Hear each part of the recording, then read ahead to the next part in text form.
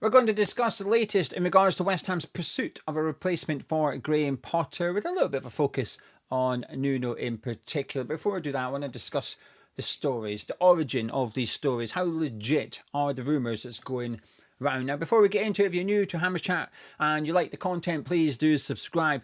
But also, please do drop a like on the video as well by clicking that thumbs up button. And a massive thank you to everybody that's been hyping the videos recently. Last week, I asked you to hype the video. Got up to like the top 40 on YouTube for hyped videos, which is fantastic. Huge thank you to everyone that hyped that video last week. Right then, the stories itself.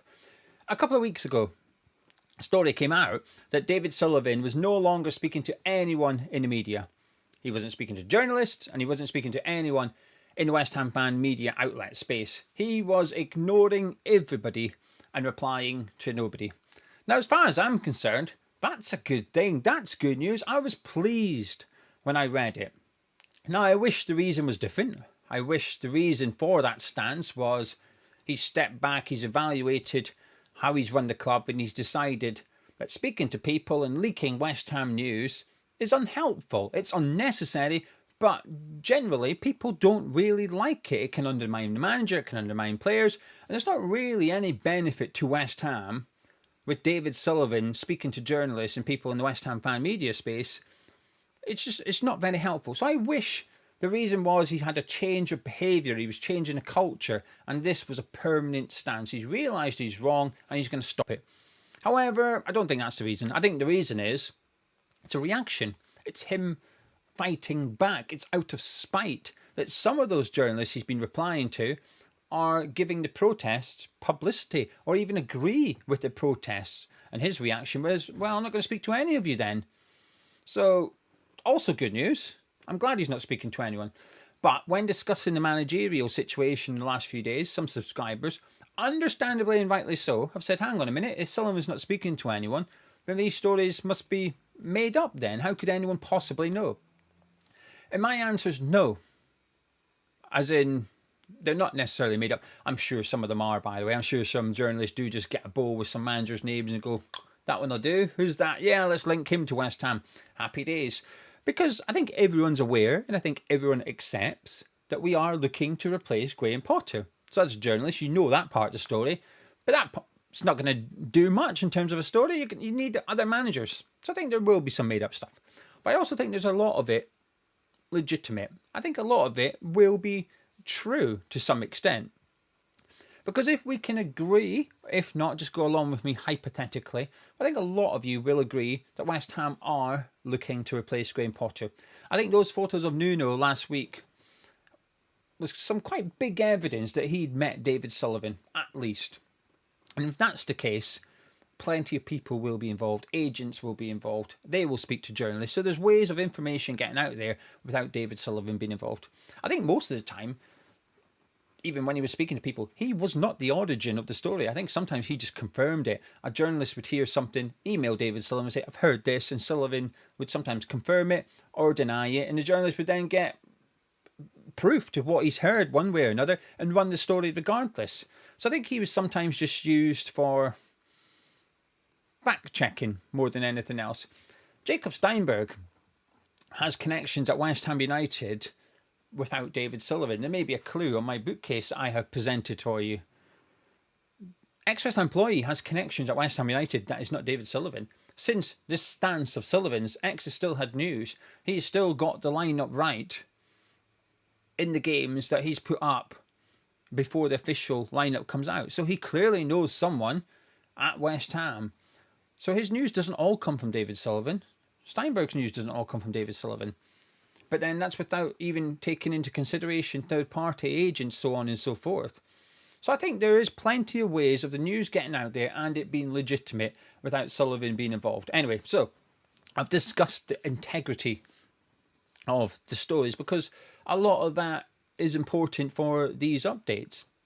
So on one hand, you've got Ex-West Ham employees saying Slaven Bilic could be the replacement for Graham Potter, and if he was to come back, he'd bring back James Collins and Mark Noble. I don't want to see that. I've already given my reasons for Bilic, but also if you're going to bring a manager in, he's going to bring in his coaching staff. I'd like them to have coaching experience, right? Love Ginge, love Nobes, right? 100%. I think most West Ham fans do. I don't know why I'm justifying it, but I've got no evidence as to why James Collins would be a really good coach for the first team at West Ham United. He hasn't got any coaching experience. Well, he does, actually. That's a lie. Frankie met him not long ago because he took his kid on holiday to a coaching school. Ginge was doing the coaching over there. But I'd like a coach that's coached at the top level in the game, ideally with the manager who will be coming in. So that's one rumour that I really don't want to see come true. Now, the biggest one at the minute is Nuno, isn't it? That's just a name that's not going round. Like I said last week, I do believe he's met David Sullivan and Karren Brady. So the question is, well, if that's happened, why isn't he here? And there's various different reasons. It could be that Brady and Sullivan didn't like him. Thought, no, we don't want to hire him for whatever reason. It could be that Nuno didn't like them. And then there's the bit in the middle, which is both parties are keen. It's just trying to get a deal done. And some of the latest rumours going round is that it's financially expensive and that West Ham are a little bit worried about how much it would cost to get Nuno in. And I imagine it would be expensive. Nuno historically has sometimes had a big backroom staff, a big entourage. When he was at Wolves, he had at least 6 first-team coaches. And then on top of that, you've got the medical staff. You've got the science staff as well.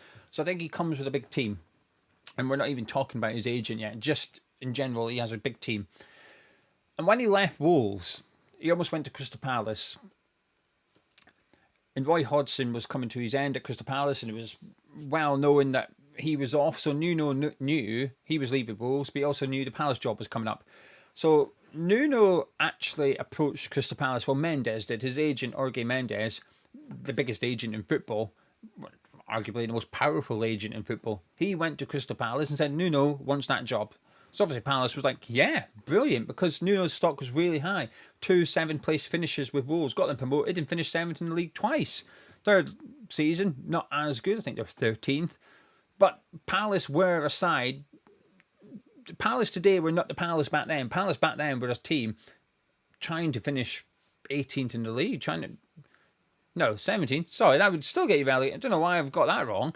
They were trying to finish just above the They were a relegating, battling team under Roy Hodgson. So Palace were looking to get a manager in that could just keep them in the division. 3 years kept Wolves in the Premier League. So they were interested. They hadn't even considered him because they didn't think they could get him. They were looking at the likes of Steve Cooper, Sean Dyche. Nuno can't be brilliant. Yeah, let's get Nuno. Negotiations begun. And I think early doors, it was like, yeah, we can make a deal happen. Happy days. But the goalposts kept getting changed on Nuno's side of things. Palace were keen to hire him, but Nuno, or Mendes rather, kept changing the demands, whether it be the financial salary of Nuno, whether it be the amount of staff he has. There was a lot of things going on which put Palace off a little bit, but they were still desperate to try and get Nuno. And then the Everton job came up. Ancelotti went to Real Madrid. And Nuno thought, hello. Fancy a bit of that. Because, again, back then, that Everton team were mid-table. They were better than Palace. So Nuno thought, hey, I've got a better club here. More money to spend. Obviously, for Mendes, hello, more money to spend. I've got a few players that could go to Goodison Park. So his head was turned a little bit. And then it sort of went radio silent with Palace. And then in the end, he didn't join either club. Because Palace ended up putting a deadline into negotiations saying, this is it. If you've not agreed by this date, we're done. And I think in the early hours of that morning, Nuno's team kept on changing the demands. And Palace were agreeing to the next set, and then they'd ask for more. And in the end, Palace pulled the plug and said, we're done. We're not doing this anymore. We need to get a manager in place. But it looked like it was going to happen. Dougie Friedman, who had worked with Mendes previously and was at Palace at the time, he'd gone out to Lisbon to meet them and try and get a deal done. So it looked like it was all going to happen. But I think one of the issues was having Mendes involved. And it was just the financial package, because not only is Nuno expensive, his team are expensive as well. Now, I went and had a look post-Wolves, admittedly only in the Premier League, so Spurs and Nottingham Forest. That's what I was looking at, to see how many people he took with him to these clubs. Now, when he left Spurs, there was only 3 staff sacked as well. I can't remember their names now. I did look at them. I should have wrote them down. Ruiz was one of them, but they went with him to Nottingham Forest. He had 4 staff at Nottingham Forest.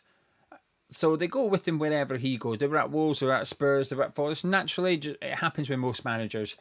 So his team perhaps isn't as big as it is today as it was back then, because I remember the Palace thing, so I've done my research today. Because I thought, well, how many people was it? We're talking 10? How many staff in particular? Because I just knew the costs of his backroom staff was a big issue for Crystal Palace. But there was only 4 at Nottingham Forest. When he first arrived, only 4 people came with him. It's not that big. Now, it doesn't mean it's cheap. They may be expensive. And here's the thing. What we can't do, I don't think Nuno would agree to this anyway, but what we cannot do is hire Nuno without that backroom staff. What Sullivan and Brady cannot do is look at the wages of Nuno and the wages of his backroom staff and go, well, we're okay with this, but we don't want that. You cannot do that. That would be incredibly dangerous. I'm a strong believer that a manager should have his own team around him.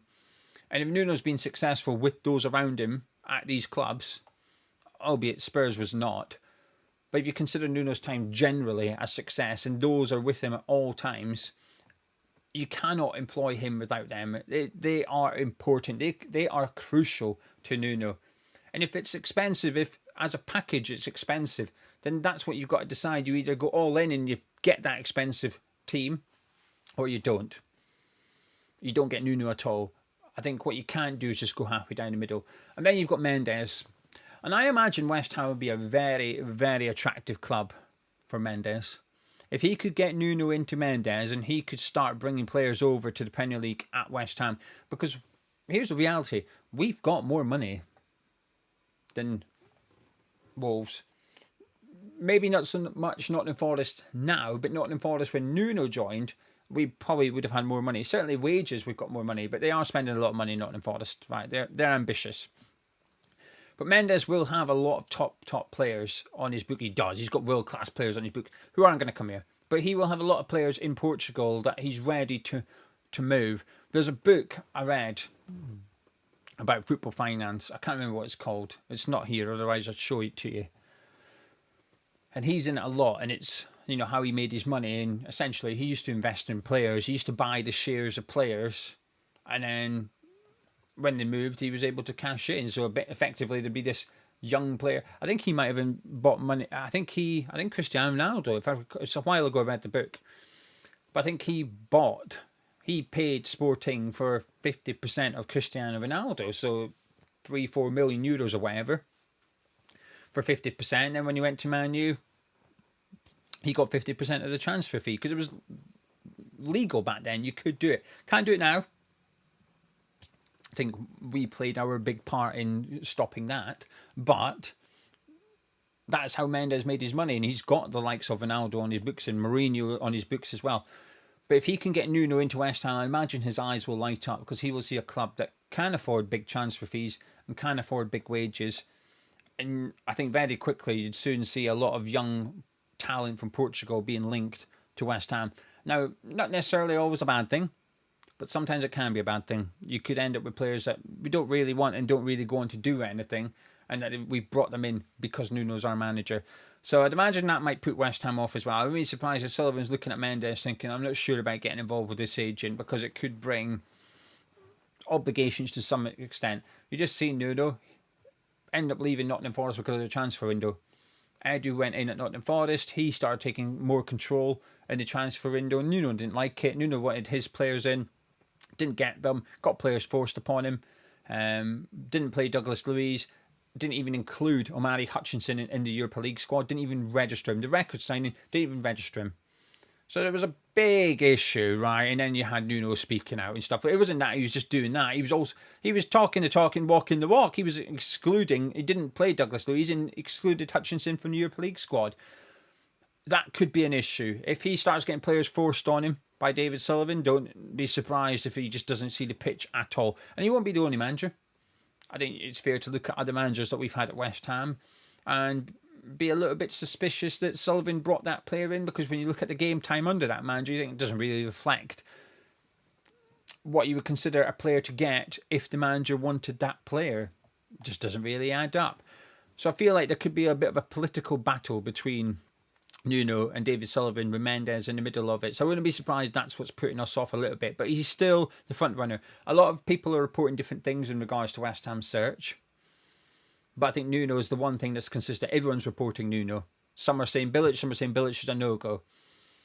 But Nuno is the one that's everyone's agreeing that he is in the running. Again, I go back to the photos. Hard to suggest otherwise. One subscriber made a really good point, which was, it's going to be a short-term appointment we make. I'm okay with either.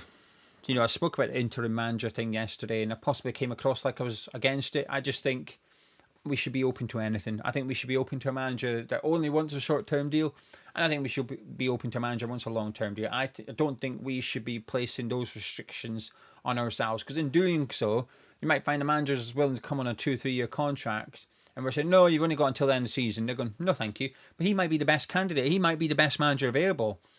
And I think you should give him that contract. If you think he's the best man for the job, I think you've got to give him it. You've got to back him.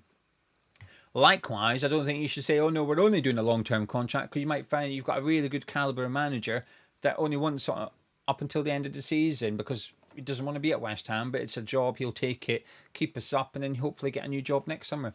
I think we should be open to anything. And the reason is, because regardless of whether we bring in a manager on a 1-year deal, 2-year deal, 5-year deal, a 10-year deal, we go find a 30-year-old manager smashing it and think, brilliant, let's get him in on a big contract. He won't be here in 3 years. It'll go sour, it'll turn stale between him and the board. Because under this board, I think managers can only succeed in the short term. I don't think they can succeed in the long term. So, in some regards, I think it makes a contract length null and void to some extent. If Nuno came in, especially Nuno, it wouldn't be a case of will it go wrong. It's a case of when will it go wrong. If we were to hire Nuno, I'm very confident that at the end of the season or next summer, he'd be speaking out. He'd be doing what he's done at Nottingham Forest. He'd be doing what he's done at Wolves. He will be giving it all that because he's unhappy. I feel quite confident about that. But in the meantime, he might be the best candidate. He might be the best one to get in. And in the back of your mind, you just accept that at best, summer 2027, you're going to have to replace him. You might get this season and next season out of him. Then it'll turn sour and you've got to get rid of him. And I think that's maybe the concern with this club. If I wouldn't be surprised, and I would actually understand. I would understand if Sullivan and Brady are looking at it, looking at Nuno, looking at his staff, doing the sums, and then maybe they'll be demanding a 3-year contract. They'll be looking at that, going, "Yeah, but you're going to kick off. There's a high probability you are going to kick off, and when you do, as we've seen, you don't hand in your resignation and leave. You wait to get paid off. You put yourself in a position where you must be sacked." Nottingham Forest fans described it as self-sabotage. It's hard to disagree. It's hard to disagree that he'd done that. I agree with them that what Nuno done at the end of his tenure at Nottingham Forest was positioned himself so that they had to sack him, so that he did get his payoff. And I think if you're on that board of West Ham, I think you'd be right to assume it's going to happen at West Ham. He's got previous for it at more than one club. I think it would be naive to assume, oh no, he's going to come to West Ham and he's going to love it here and he's still going to be here, he's going to see out his contract. I think that would be a very naive thing to do. So I wouldn't be surprised if the club are looking at it with the assumption they're going to have to pay him off at some point. Because why wouldn't they? They've also he's been paid off previously, but also if you look at West Ham's record, they're going to have to pay off Graham Potter. They've had to pay off Lopetegui. They've had to pay off Pellegrini. They've had to pay off Bilic. Moyes is the only one they haven't had to pay off. So West Ham's record suggests pay them off.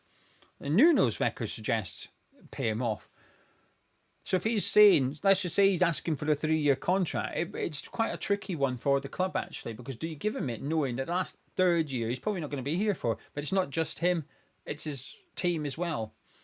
Now luckily Potter doesn't have a massive team. He's also only got 4 staff members or something like that. His goalkeeping coach would go. At least that was one constant that we had. Pre-Potter, at least we knew that Xavi Valero would be at West Ham, but now we need a new goalkeeping coach. Now, that is someone Nuno does bring with him, so it's maybe that big an issue.